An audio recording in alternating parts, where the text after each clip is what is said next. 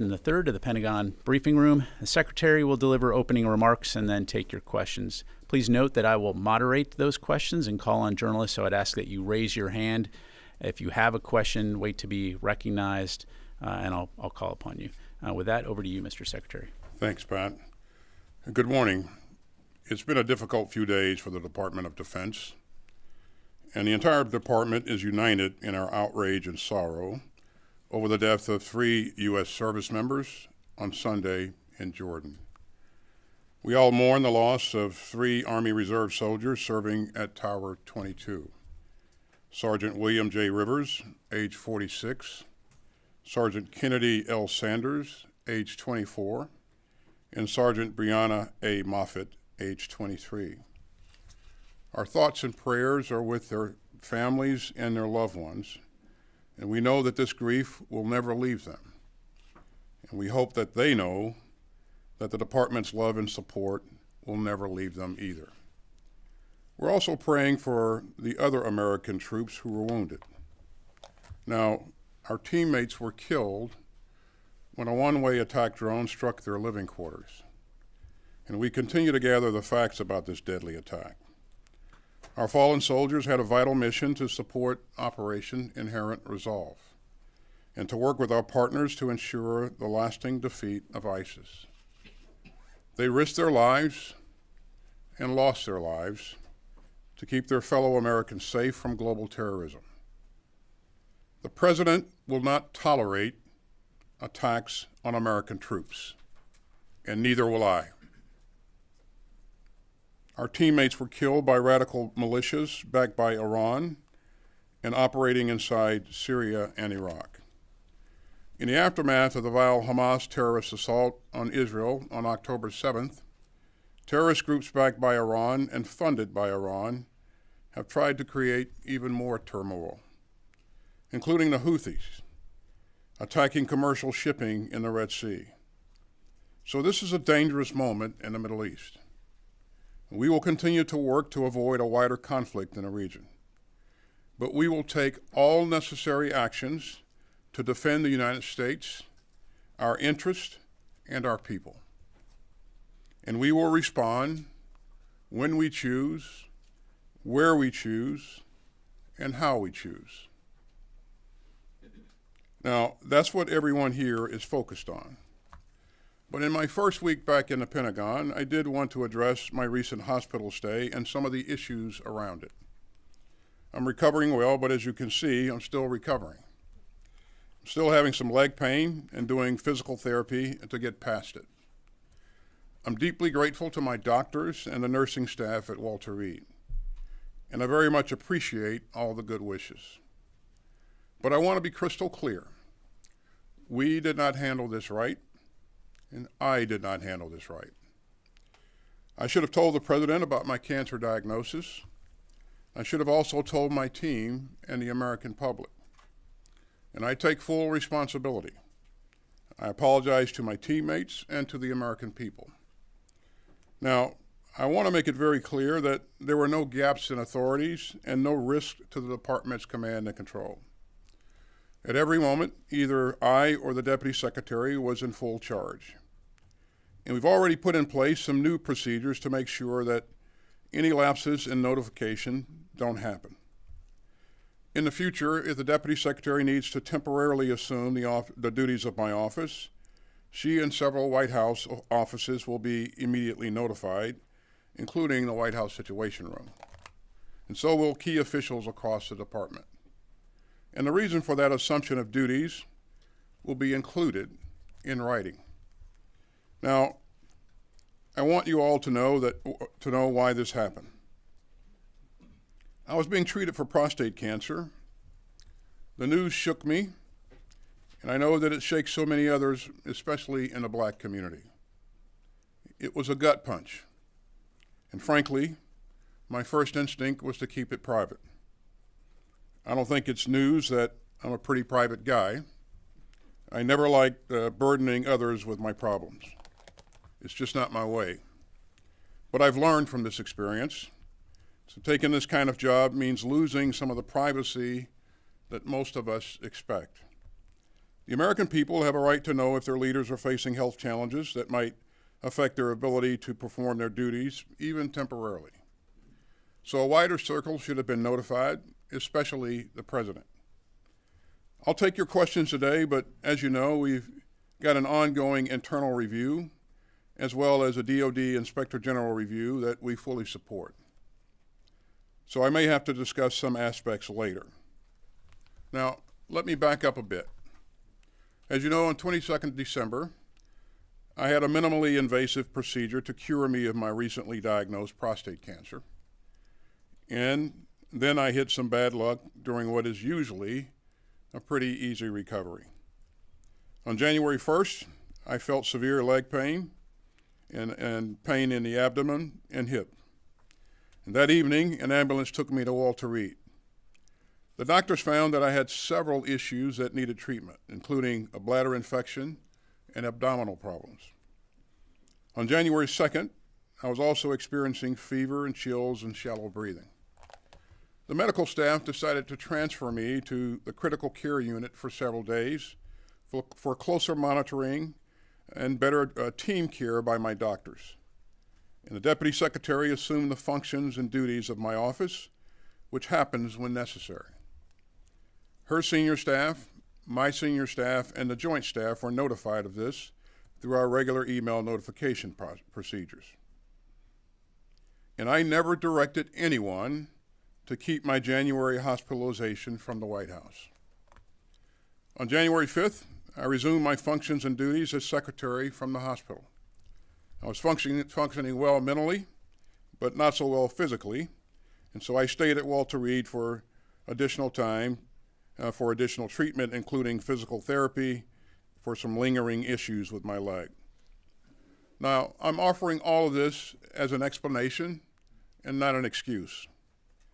I am very proud of what we've achieved at the department over the past 3 years, but we fell short on this one. As a rule, I don't talk about conversations with my boss, but I can tell you I've apologized directly to President Biden. And I've told him that I'm deeply sorry for not letting him know immediately that I received a heavy diagnosis and was getting treatment. And he has responded with the grace and warm heart that anyone who knows President Biden would expect.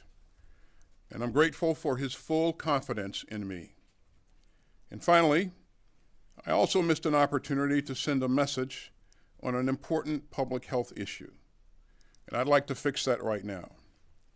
I was diagnosed with a highly treatable form of cancer, a pretty common one. 1 in 8 American men will get prostate cancer.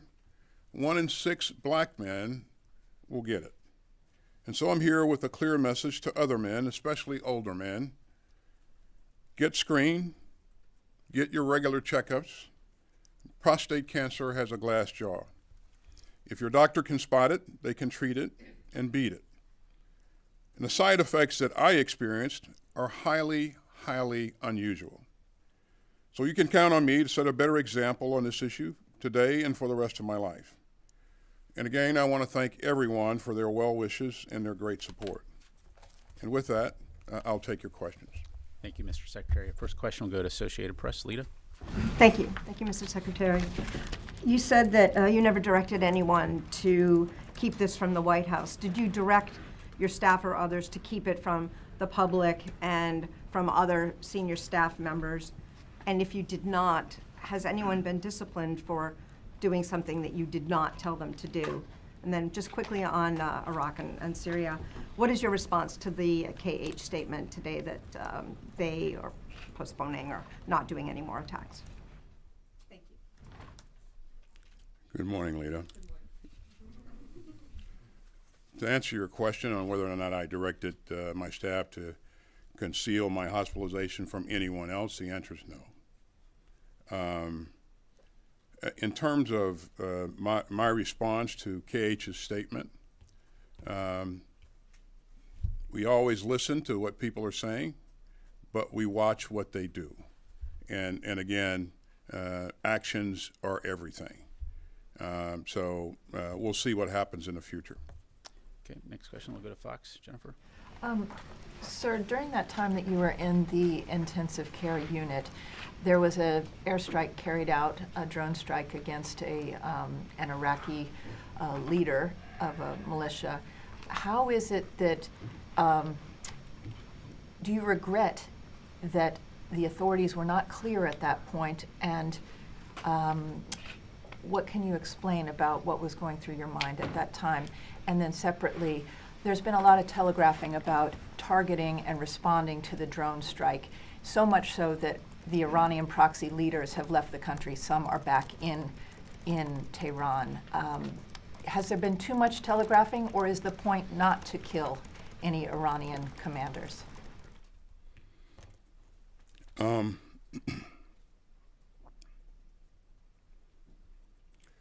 Regarding the strike on the 8th, Jen,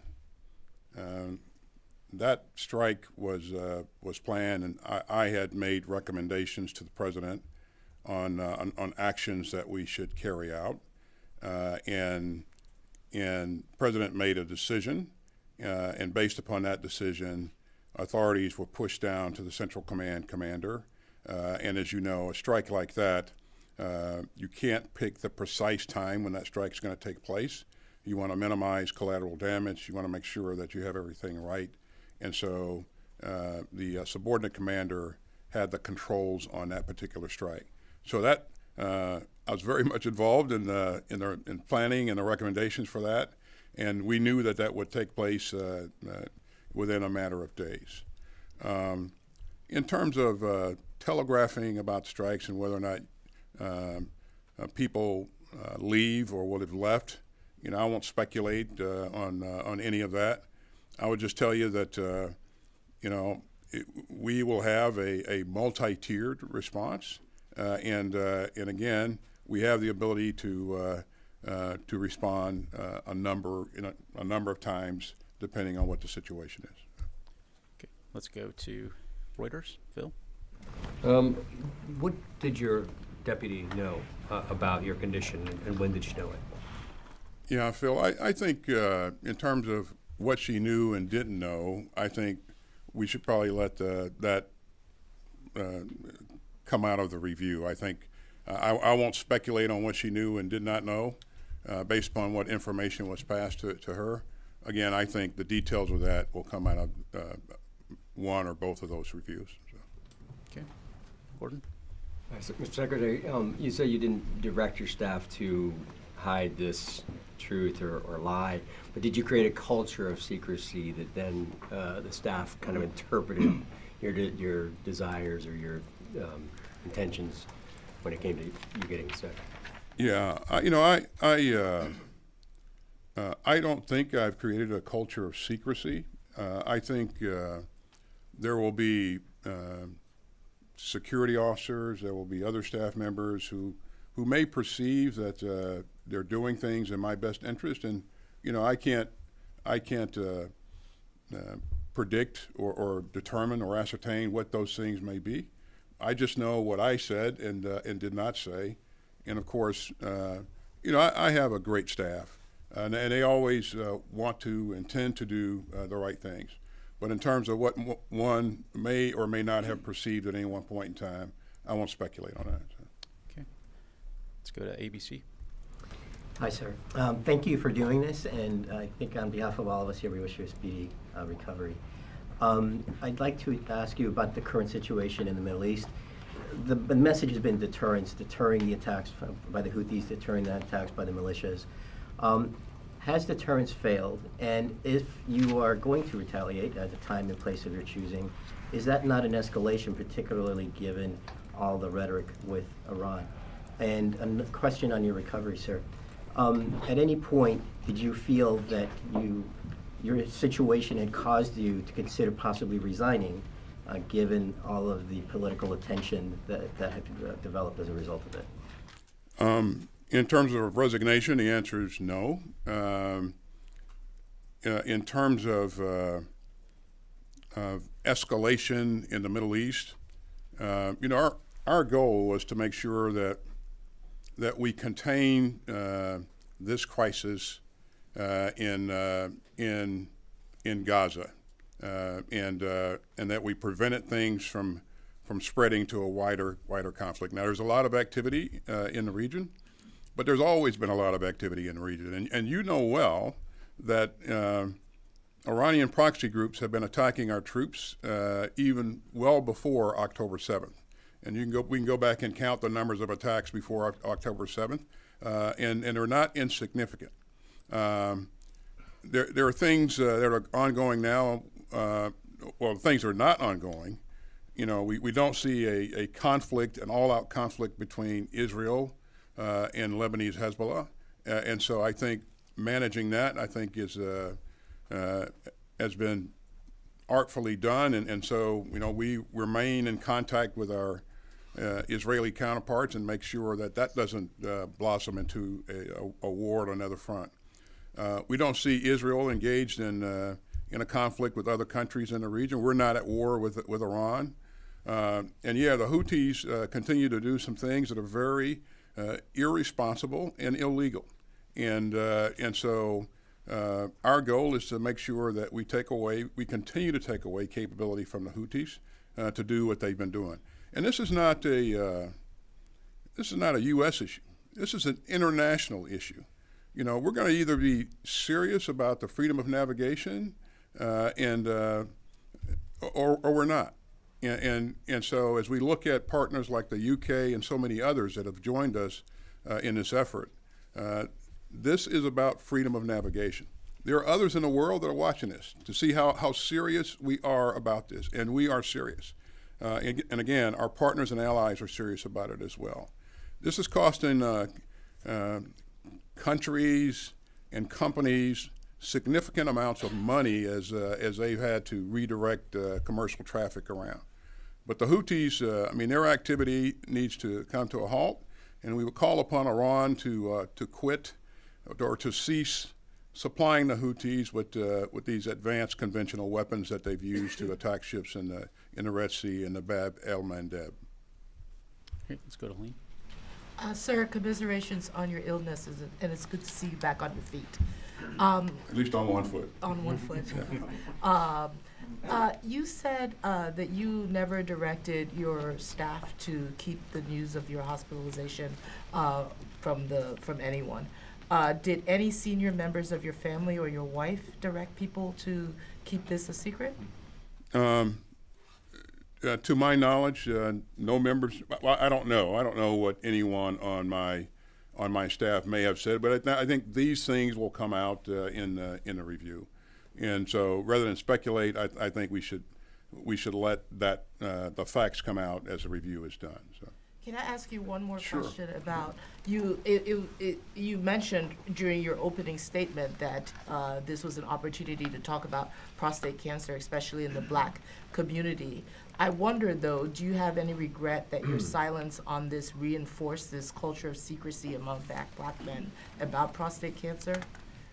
Yeah, and you mentioned that, and it's probably not an issue of secrecy as much as it's an issue of privacy. And this is a very cancer period is very private, and there may be cancer survivors amongst us in this room right here, and I know there is at least a couple. There are at least a couple. But you know how private that is, and you know what the initial diagnosis feels like, and so among the Black community, though, it's even more a thing that people want to keep private, and again, it's more about privacy than secrecy. In my case, I should have informed my boss. I did not. That was a mistake. And again, I apologize to him for not doing so. Let's go to NPR. Mr. Secretary, you went to the hospital on December 22nd. Was your staff aware that you'd gone to the hospital? And if so, why didn't they tell the White House? You went back to the hospital on January 1st, and an aide told the dispatcher, when the ambulance arrives, no lights, no sirens. Did you direct the aide to say that? I asked my assistant to call the ambulance. I did not direct him to do anything further than just call the ambulance. And so what he said and why he said it, I think that should come out in the review as well. So. What about December 22nd, when you went to the hospital the first time? Was your staff aware? And if so, why didn't they tell the White House? When I went to the hospital on December 22nd, I went in for that procedure.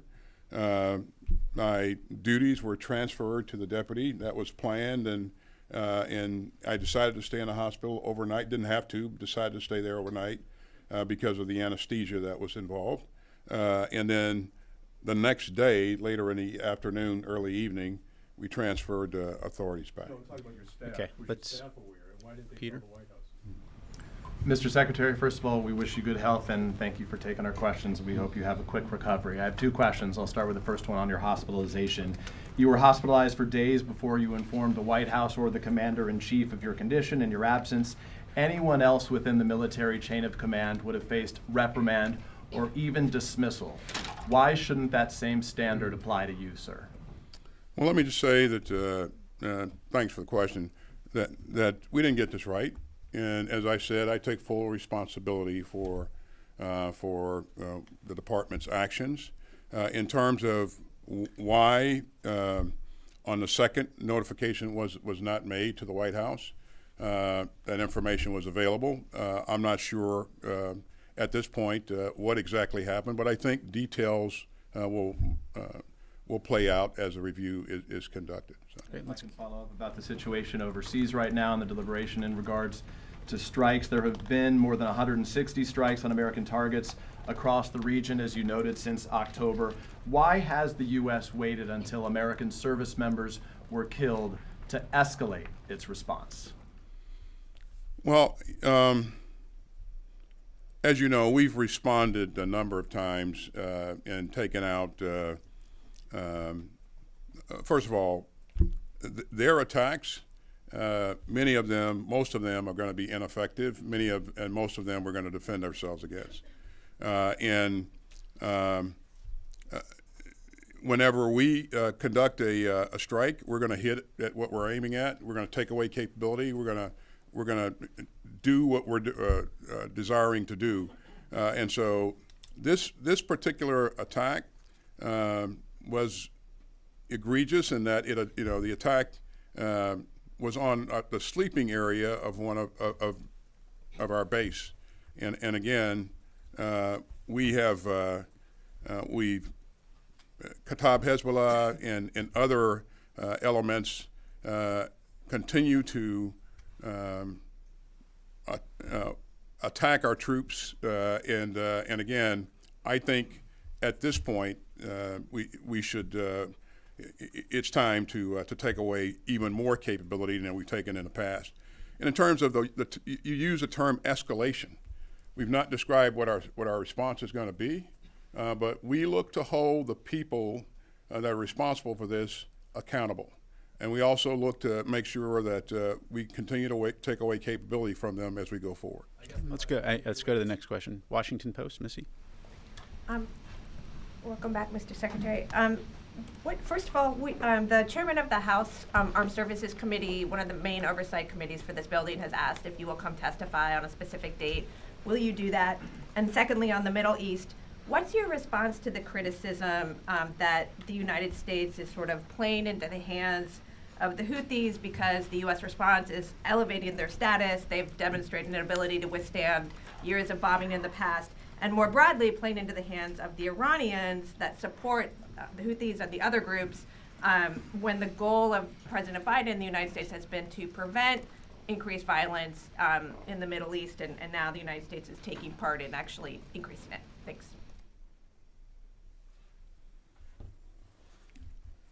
Missy, what was the first part of your question? What will you testify, as Chairman Rogers has asked? Yeah, so Congress had some very relevant questions that they've asked us, and we will continue to answer those questions.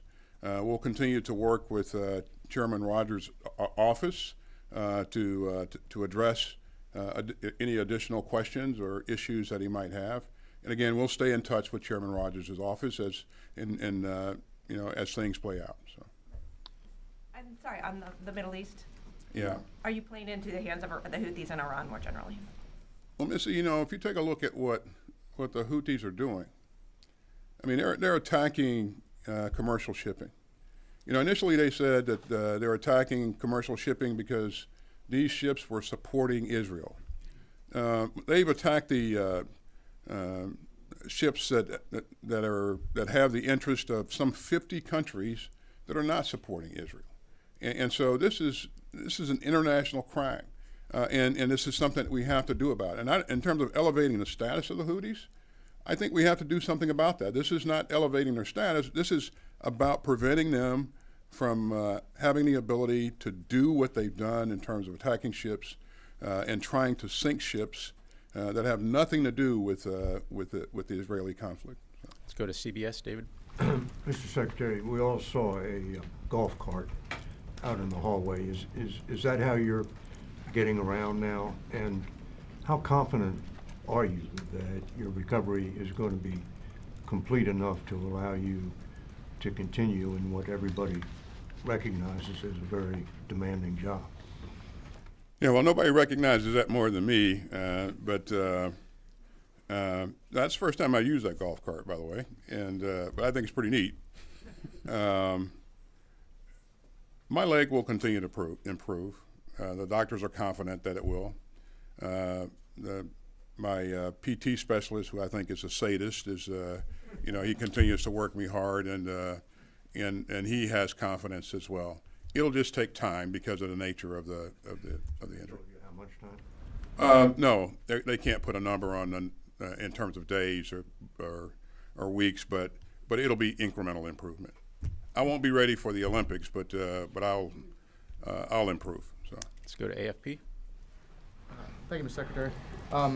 Does the U.S. need to escalate its military actions or do something new or unprecedented in order to deter Iran and its proxies? And if so, how can that be done without sparking a broader conflict?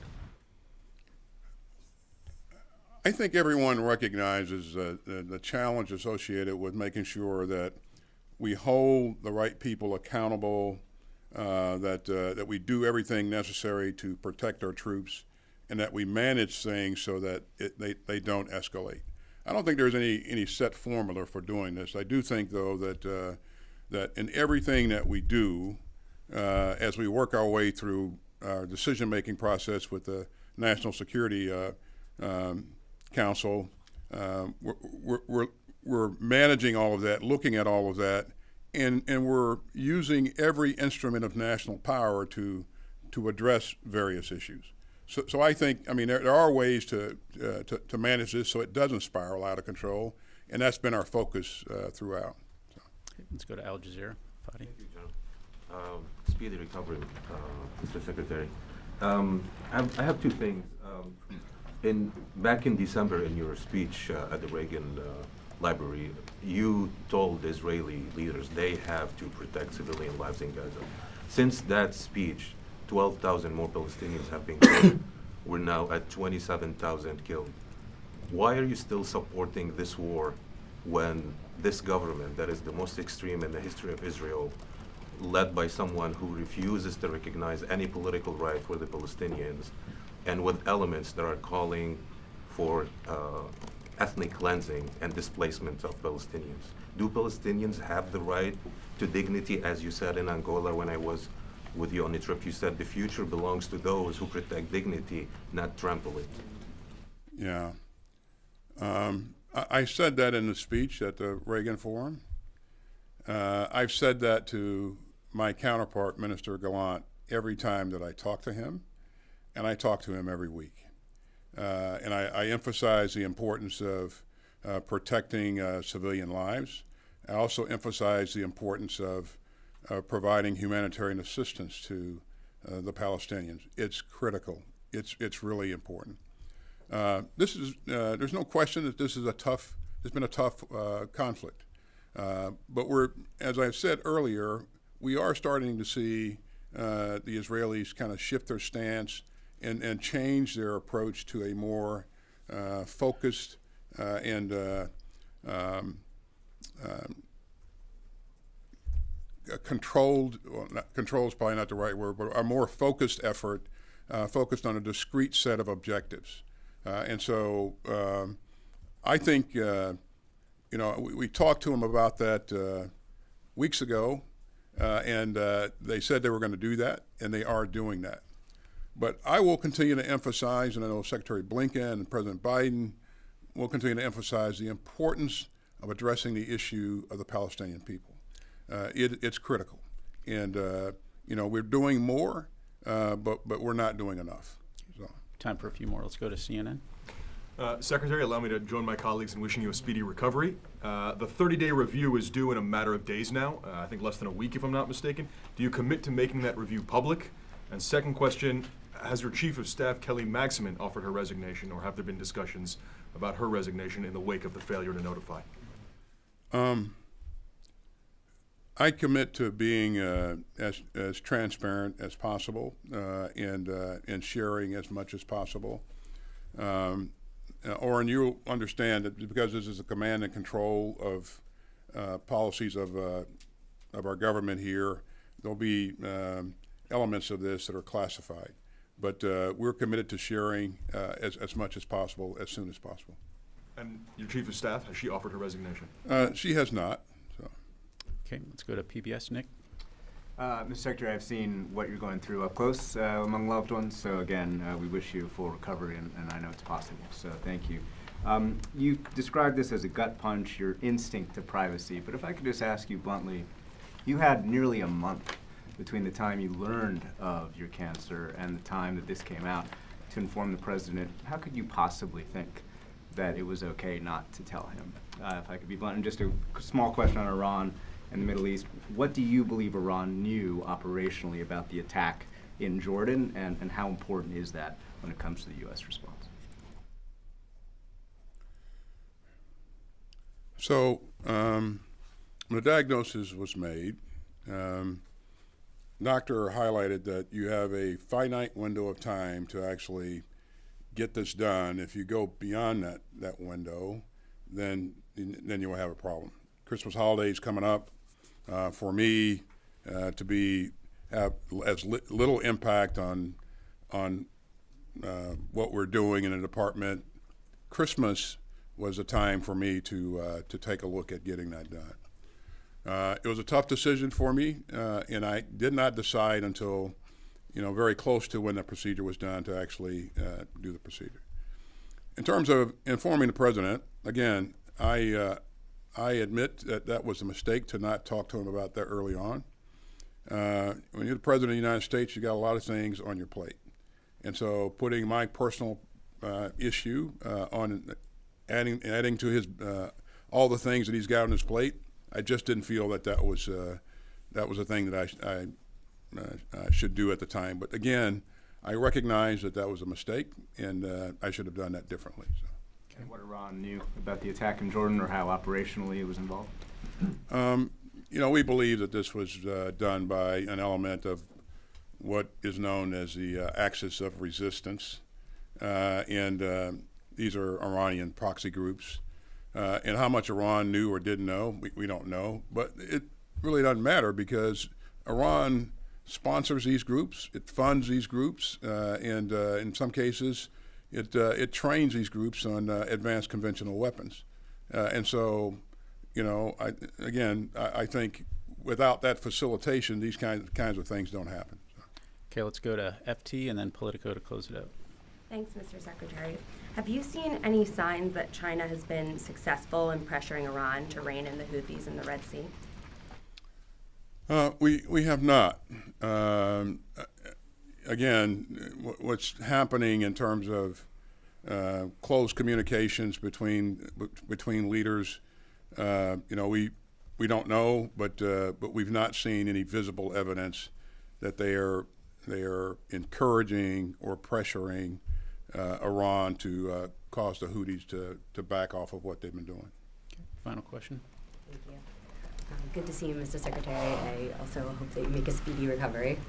I have two questions. First of all, do you regret not personally telling the deputy the details the 2 times that you were in the hospital and the authorities were transferred to her? Do you think that she had a right to know? And then I have a question on the Middle East as well.